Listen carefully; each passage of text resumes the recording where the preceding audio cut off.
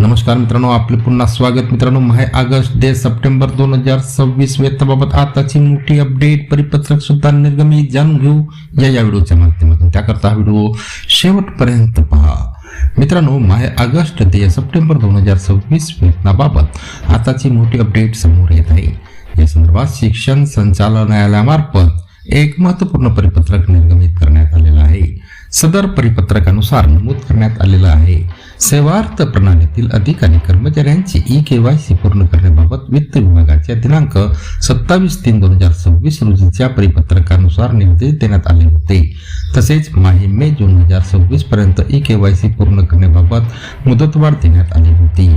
वित्त विभाग मंत्रालय मुंबई यांनी दिनांक 28/7/2026 रोजीच्या आढावा बैठकीमध्ये शालार्थ प्रणालीमधून वेतन घेणाऱ्या सर्व शिक्षक व शिक्षकेतर कर्मचाऱ्यांचे ई-केवायसी तात्काळ पूर्ण करण्याबाबत निर्देश देण्यात आलेले आहेत.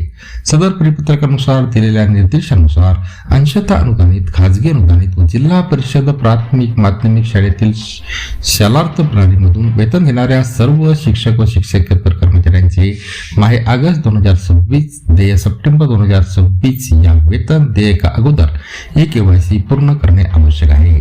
सदर ई-केवायसी पूर्ण न केल्यास संबंधित शिक्षक शिक्षकेतर कर्मचाऱ्यांचे ऑगस्ट 2026 चे वेतन अहरित करण्यात येणार नाही असे स्पष्ट करण्यात आले आहे.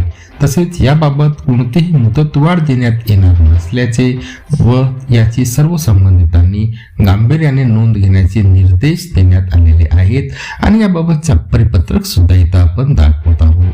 तर मित्रांनो, पुन्हा भेटूया नवीन अपडेटसह पुढच्या व्हिडिओमध्ये. धन्यवाद.